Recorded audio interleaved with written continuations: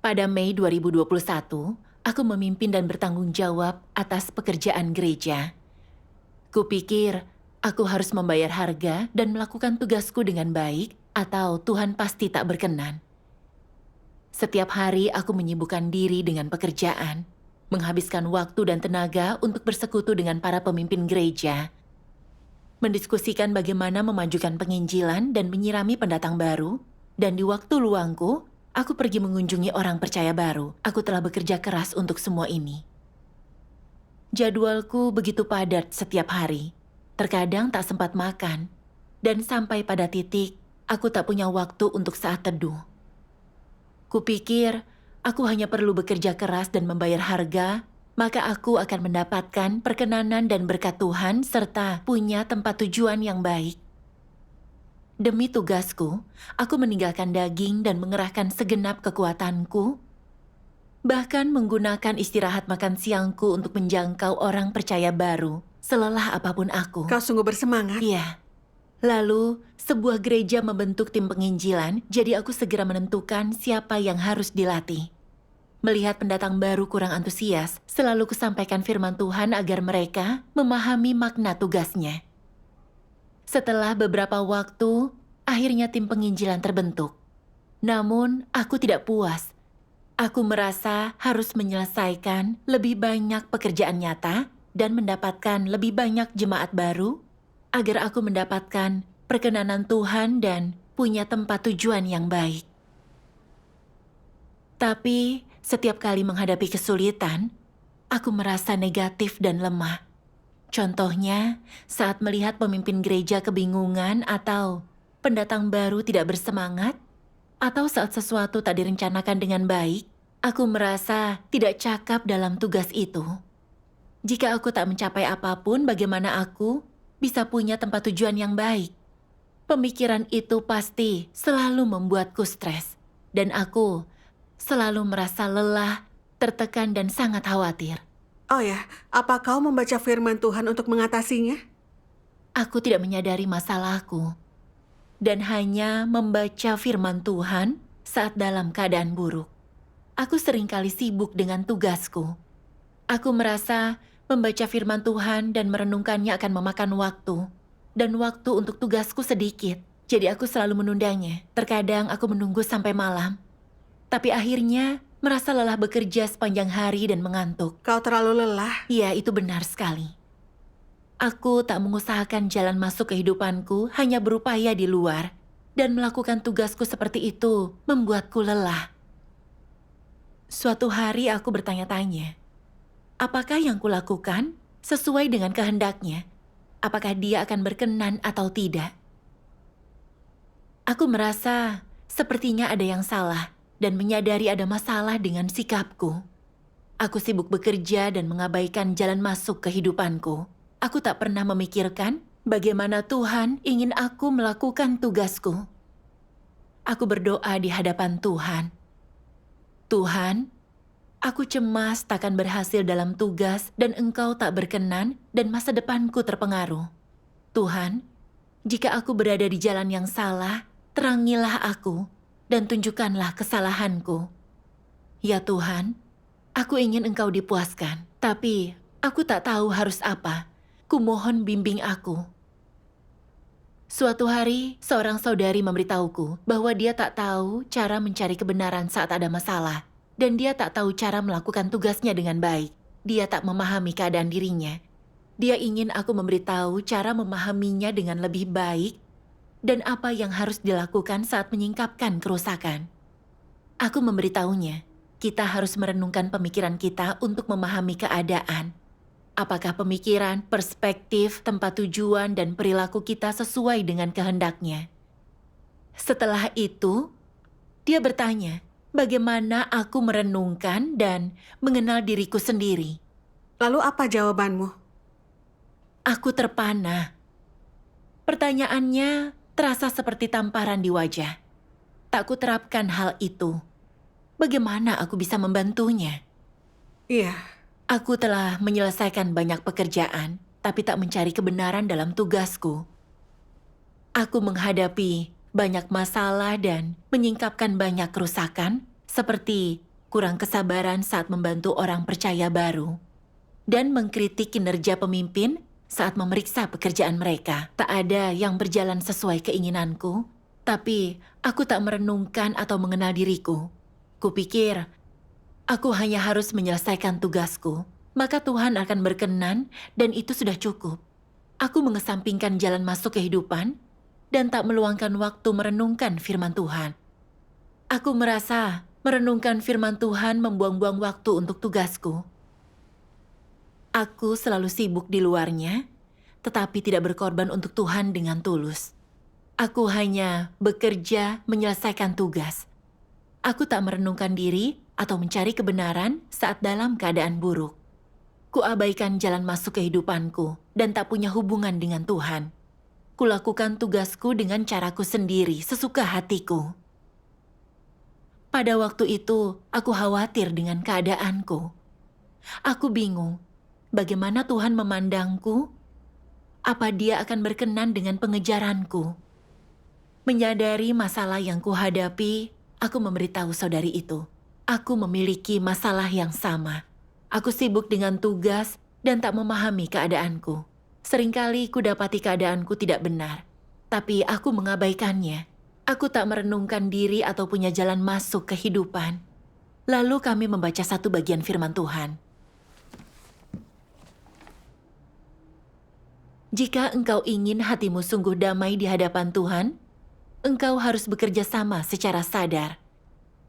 Ini artinya, masing-masing dari engkau harus punya waktu untuk bersaat teduh, di mana engkau mengesampingkan semua hal dan menenangkan dirimu di hadapan Tuhan.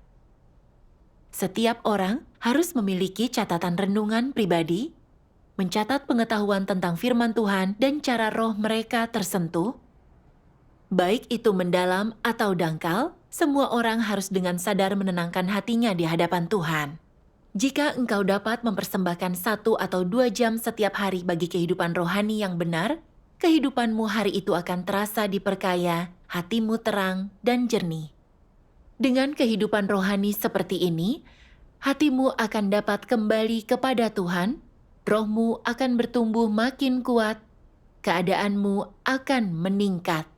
Engkau akan mampu menempuh jalan yang dipimpin Roh Kudus dan Tuhan akan memberkatimu. Kehidupan rohanimu bertujuan untuk mendapatkan kehadiran Roh Kudus. Tujuannya bukanlah melakukan ritual keagamaan, tapi untuk sungguh bertindak selaras dengan Tuhan dan mendisiplinkan tubuhmu. Inilah yang harus dilakukan manusia. Jadi lakukanlah yang terbaik untuk melakukannya.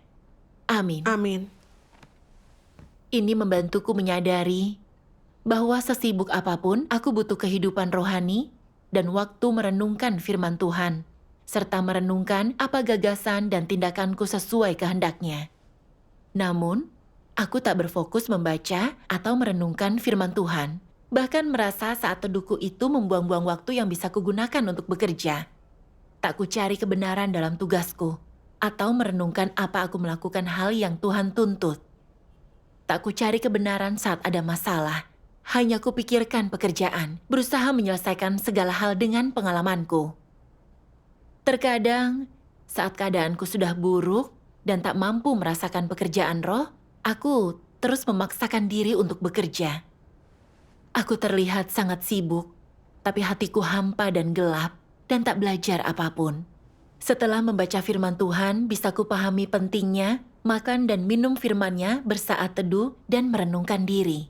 Jika tidak membaca firman-Nya, kita takkan mampu merenungkan perilaku kita sendiri dengan firman dan takkan mengetahui kerusakan yang kita perlihatkan.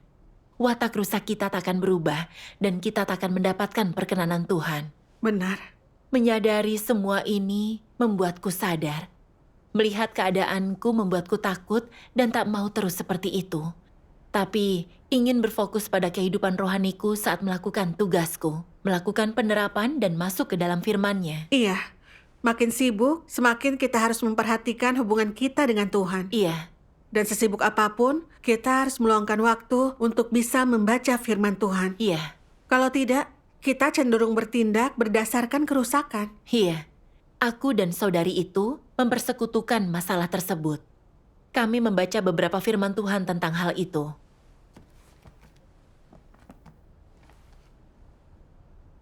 Jika engkau menginginkan pujian Tuhan, lepaskan dirimu terlebih dahulu dari pengaruh iblis. Membuka hatimu untuk Tuhan dan memalingkan hatimu kepadanya. Akankah Tuhan memuji apa yang sedang kau lakukan sekarang? Sudahkah hatimu berpaling kepada Tuhan? Apakah hal yang telah kau lakukan sesuai dengan tuntutan Tuhan dan kebenaran? Periksalah dirimu setiap saat dan berfokuslah untuk membaca firman-Nya. Serahkanlah hatimu di hadapan-Nya. Kasihilah Dia dengan tulus dan korbankanlah dirimu dengan penuh pengabdian. Orang seperti ini akan menerima pujian dari Tuhan. Jika manusia hidup dalam firman Tuhan, Roh Kudus akan menyertai dan bekerja di dalam diri mereka. Jika manusia tidak hidup dalam firman-Nya, mereka hidup dalam belenggu iblis. Jika manusia hidup dalam kerusakan, mereka tak punya hadirat dan pekerjaan Roh Kudus. Jika engkau hidup dalam lingkup firman Tuhan, dalam keadaan yang Tuhan tuntut, engkau miliknya dan pekerjaannya akan dilakukan di dirimu. Jika engkau tak hidup sesuai tuntutan Tuhan, tapi di bawah kekuasaan iblis, maka engkau pasti hidup di dalam kerusakan iblis. Hanya dengan hidup dalam firman Tuhan dan menyerahkan hatimu kepadanya, engkau dapat memenuhi tuntutannya. Engkau harus melakukan apa yang Tuhan katakan, menjadikan firman-Nya sebagai dasar keberadaanmu dan realitas hidupmu. Hanya dengan demikianlah engkau akan menjadi milik-Nya. Amin. Amin. Kurenungkan diri dalam terang firman-Nya. Aku sangat antusias dalam tugasku, tapi melakukan semuanya menurut gagasanku. Aku menyimpang dari firman Tuhan dan hanya berfokus pada pekerjaanku. Itu bukan kehendak Tuhan. Dahulu kupikir, asalkan aku melakukan yang terbaik dan membayar lebih mahal, Tuhan pasti berkenan. Tapi tidak demikian. Tuhan tak hanya melihat kontribusi di luar, tetapi Dia melihat hati kita. Berharap kita dapat menaati firman-Nya, mengejar kebenaran dalam tugas kita, menerapkan firman-Nya, dan melepaskan diri dari belenggu iblis. Namun aku hanya ingin menyelesaikan tugas. Aku tidak mencari kebenaran dan tidak merenungkan kerusakanku atau menerapkan firman Tuhan. Saat itu aku sadar berada di jalan yang salah dan itu akan berbahaya. Tuhan pasti tidak pernah berkenan. Iya, Tuhan tidak menginginkan pelaku pelayanan. Tapi ingin kita memahami kebenaran melalui tugas kita, mengenal diri dan melepaskan kerusakan. Dan itu adalah kehendak Tuhan. Iya. Lalu kurenungkan bagian firman Tuhan yang menyingkapkan Paulus, yang membantuku memahami masalah dalam pengejaranku. Mari saksikan videonya. Baik.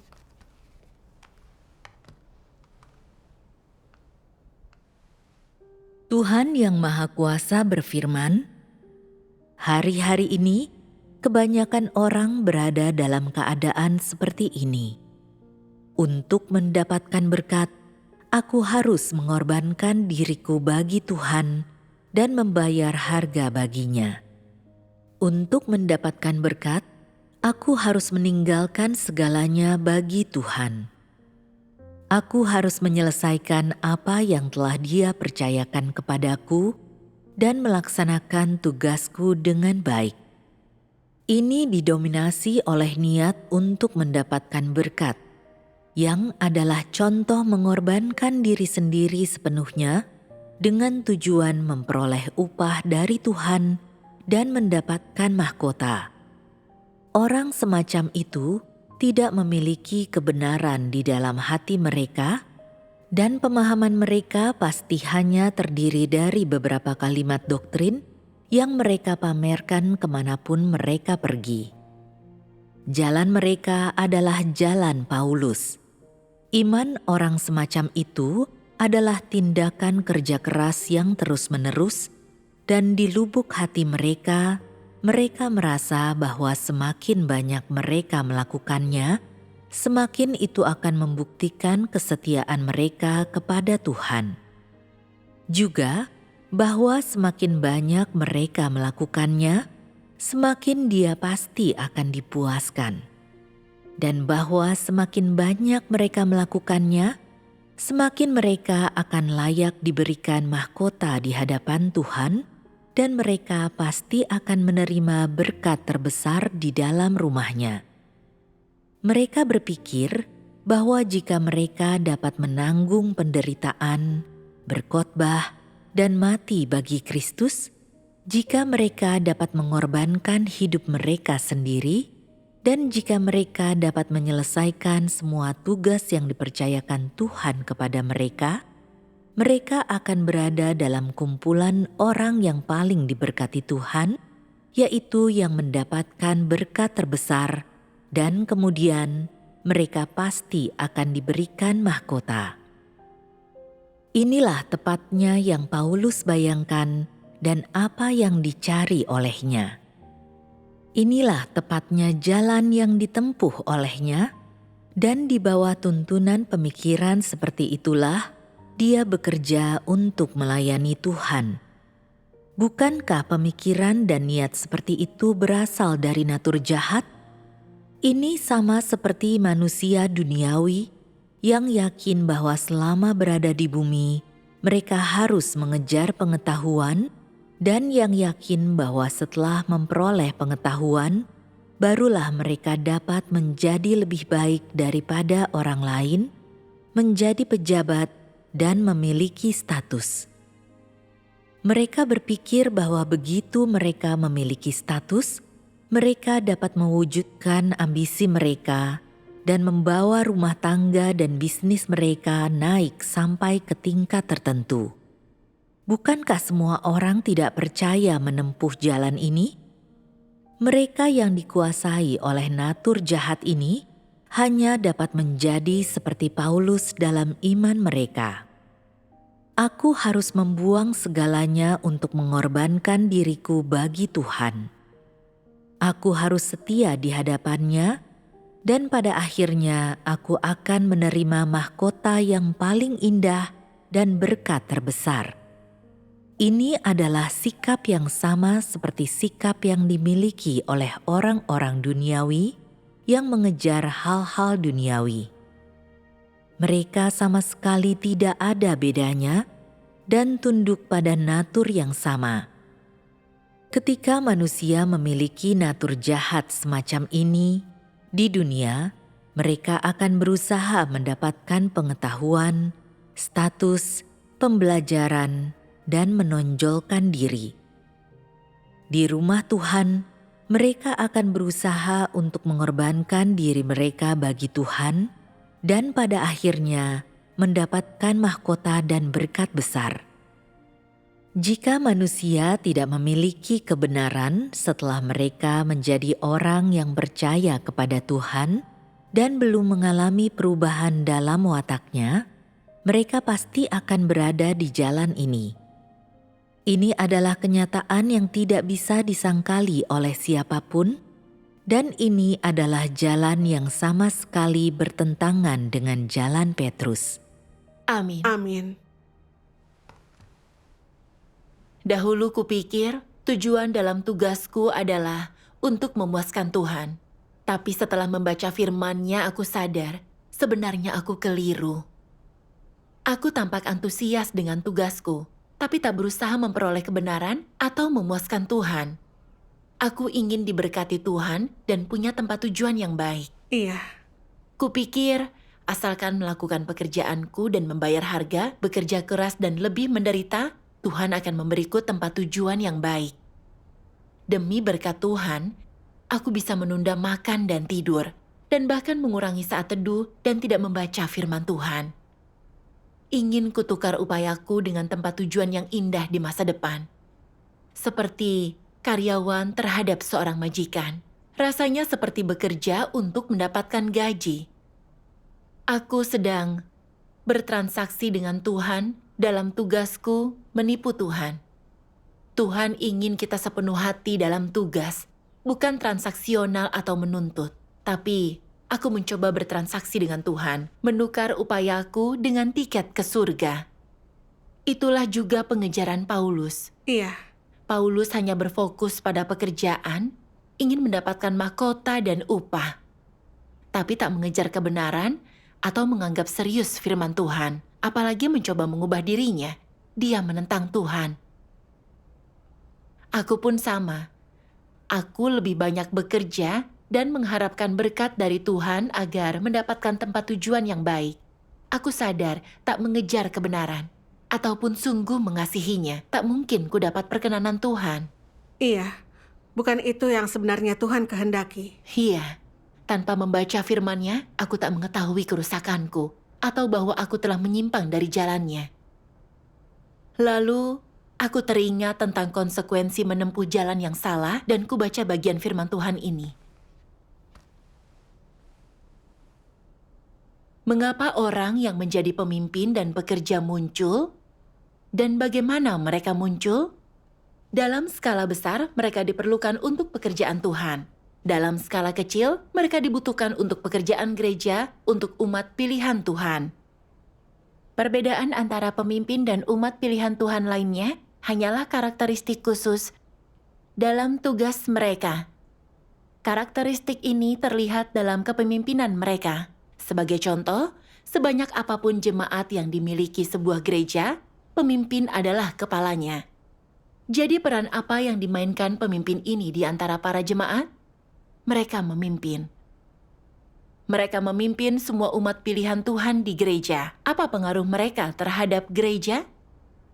Jika pemimpin ini menempuh jalan yang salah, umat pilihan Tuhan di gereja akan mengikuti pemimpin ini, yang akan berdampak besar pada mereka semua. Misalnya, Paulus, dia memimpin banyak gereja dan umat pilihan Tuhan. Ketika Paulus tersesat, gereja dan umat pilihan Tuhan yang dipimpinnya juga tersesat. Jadi ketika pemimpin tersesat, mereka bukan satu-satunya yang terkena dampak, tapi gereja dan umat pilihan Tuhan yang mereka pimpin juga terdampak. Amin. Amin. Firman Tuhan mengingatkanku, pentingnya jalan yang kutempuh sebagai pemimpin. Sikapku terhadap kebenaran dan bagaimana melakukan tugasku berdampak langsung pada jalan masuk orang lain. Jika menempuh jalan yang salah, orang lain pun akan salah jalan. Iya. Sebagai pemimpin, aku bertanggung jawab membimbing saudara-saudari dalam mengejar kebenaran. Tapi, aku berfokus pada pekerjaan bukan mengejar kebenaran. Aku mengesampingkan membaca firman Tuhan dan menjauh darinya. Aku tak berfokus pada jalan masuk kehidupan. Aku tak bisa memimpin orang lain mengejar kebenaran. Iya. Aku hanya akan membimbing mereka ke jalan yang sama seperti Paulus. Dan jika mereka disingkirkan, karena tak mengejar kebenaran, itu menjadi kejahatanku dan merusak kesempatan mereka diselamatkan. Pekerjaan semacam itu bukanlah berbuat baik, tapi melakukan kejahatan dan menentang Tuhan. Iya. Tanpa persekutuanmu, takkan kusadari betapa seriusnya hal itu. Iya, aku juga sadar betapa berbahayanya jika hanya melakukan pekerjaan tetapi jauh dari kebenaran. Iya. Firman Tuhan menyingkapkan kerusakanku dan menunjukkanku jalan pengejaran yang benar dan tanggung jawab pemimpin. Aku harus berfokus membaca firman Tuhan lebih banyak dan menyelesaikan kerusakanku. Maka aku tidak menempuh jalan yang salah. Iya. Lalu, aku membaca beberapa bagian lagi. Tempat tujuan Paulus dan Petrus ditentukan berdasarkan kemampuan bertugas sebagai makhluk ciptaan Tuhan dan bukan berdasarkan ukuran kontribusi mereka. Mereka ditentukan berdasarkan apa yang mereka cari sejak awal, bukan pada pekerjaan yang mereka lakukan atau penilaian orang lain tentang mereka. Jadi, berusaha aktif melakukan tugas sebagai makhluk ciptaan adalah jalan menuju keberhasilan. Mengupayakan jalan kasih sejati kepada Tuhan itulah jalan paling benar. Berusaha mengubah watak seseorang dan kasih kepada Tuhan adalah jalan keberhasilan. Jalan menuju keberhasilan yang seperti itu adalah jalan pemulihan tugas dan rupa makhluk ciptaan Tuhan yang semula. Inilah jalan pemulihan, dan ini juga tujuan pekerjaan Tuhan dari awal hingga akhir. Jika pengejaran manusia dinodai dengan tuntutan yang berlebihan dan keinginan yang tidak masuk akal, hasil yang dicapai bukan perubahan dalam watak manusia. Ini bertentangan dengan pekerjaan pemulihan dan pasti bukan pekerjaan Roh Kudus. Dan membuktikan bahwa pengejaran semacam ini tak diperkenan oleh Tuhan. Apa pengejaran yang tak berkenan kepada Tuhan punya makna penting? Mau kau bacakan bagian kedua? Ini.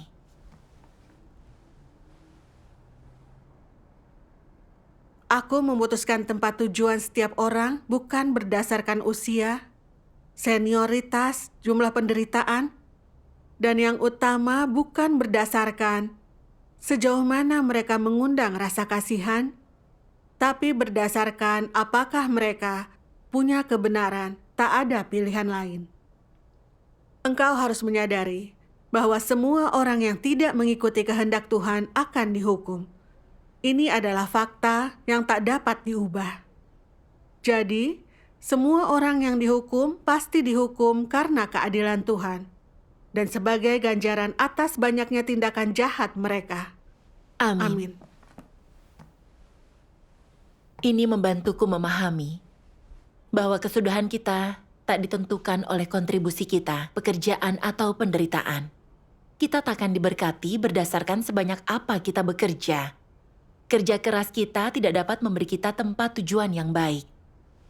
Namun dahulu kupikir, asalkan bekerja keras dan melakukan tugasku, Tuhan akan memberiku tempat tujuan yang baik. Jadi aku antusias dalam pekerjaan gereja untuk menyelesaikan masalah dan sangat rela menderita untuk tugasku. Namun membaca firman Tuhan menyadarkan pandanganku yang keliru. Bahwa kesudahan kita ditentukan apakah kita mengejar kebenaran dan mengalami perubahan pribadi atau tidak. Sama seperti Paulus, dia melakukan banyak pekerjaan dan menderita. Dan merintis banyak gereja, orang menganggap kontribusinya besar. Tapi motivasinya adalah untuk diberi upah. Maka dia tidak mendapat perkenanan Tuhan. Itu tak sesuai dengan kehendaknya. Iya, dia disingkirkan Tuhan karena wataknya tak berubah. Iya. Namun meskipun Petrus tidak melakukan banyak pekerjaan, dia berfokus mencari kebenaran dan merenungkan diri berdasarkan firman Tuhan. Dia menerapkan firman-Nya dan akhirnya mencapai perubahan watak. Iya. Pengejarannya sesuai dengan kehendak Tuhan. Dulu aku tak memahami standar Tuhan untuk menentukan kesudahan orang, tapi punya gagasan sendiri dalam iman. Kupikir kerja keras akan memberiku berkat Tuhan. Dan ingin menukar upaya kecilku dengan tempat tujuan yang indah. Pengejaran itu tak ada kaitannya dengan Tuhan. Aku tak mengejar kebenaran untuk memuaskan Tuhan. Dan imanku menjadi tidak berarti. Sesibuk apapun kelihatannya, watakku yang rusak belum berubah. Aku masih penuh dengan kecongkakan, keserakahan, kesombongan, dan kelicikan. Bagaimana mungkin orang sepertiku punya tempat tujuan yang baik? Dalam tugasku, aku tak berfokus merenungkan diri atau mencari kehendaknya. Aku tak melakukan tuntutan Tuhan. Tak mungkin pekerjaanku sesuai kehendaknya. Penghakiman dan hajaran firman Tuhan membuatku memahami pendekatanku yang keliru terhadap pengejaran. Tanpa itu, aku pasti terus bekerja keras, penuh kecurangan dan melakukan transaksi. Dan hal itu hanya akan membuatku menentang Tuhan dan akhirnya dihukum. Iya. Setelah melihat pentingnya mengejar kebenaran, aku mulai mengubah pengejaranku yang keliru. Tidak mau lagi hidup hanya bekerja keras. Iya. Setelah itu, sesibuk apapun, aku selalu meluangkan waktu untuk membaca firman Tuhan setiap hari. Dan berusaha mengalami firman-Nya melalui tugasku. Saat ada masalah, aku selalu mencari prinsip kebenaran dan mempersekutukan kebenaran untuk membantu orang lain. Dengan menerapkan firman-Nya, aku tak lagi bingung dan caraku melaksanakan tugas lebih banyak. Dan dulu saat ada banyak pekerjaan, aku khawatir tak mampu bekerja dengan cepat dan itu akan memengaruhi tempat tujuanku. Tapi kini aku tak begitu cemas saat ada banyak pekerjaan. Aku terlebih dahulu mencari prinsip kebenaran untuk memahami apa yang Tuhan tuntut. Saat bekerja seperti itu, aku mampu melihat bimbingannya dan hasil pekerjaanku makin lebih baik. Bagus sekali. Di dalam tugas, kita tidak boleh menyimpang dari firman Tuhan. Iya. Lalu pernah kulihat saudara-saudari agak pasif dalam tugas dan merasa sangat frustrasi dan marah. Aku menghabiskan waktu untuk bersekutu, tetapi tidak ada hasilnya. Beberapa dari mereka masih pasif. dan itu menahan kemajuan kami. Jadi, aku datang ke hadapan Tuhan dan bertanya, mengapa aku marah dan apa yang sebenarnya memotivasiku? Dengan membaca firman-Nya, aku memahami. Aku merasa seperti itu. Tak mendapat hasil yang baik akan membuatku terlihat buruk. Dan mungkin kehilangan kedudukanku. Saat itulah aku menyadari, itulah kerusakanku. Harus kutinggalkan daging demi kebenaran. Reputasi dan statusku tidak berarti. Apapun pandangan orang tentangku, atau apakah aku punya kepemimpinan, aku harus melakukan tugasku. Itu saja yang penting. Iya. Jadi aku pergi untuk menyelidiki alasan di balik mereka menjadi pasif. Dan untuk memahami sikap mereka pada tugas, kami membaca firman Tuhan bersama-sama.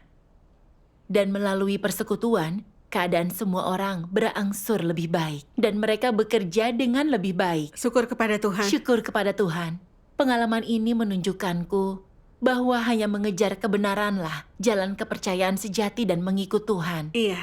Aku tak boleh puas hanya menyelesaikan tugas, tapi harus membaca firman Tuhan, mengalami pekerjaannya, dan mengejar perubahan watak. Syukur kepada Tuhan.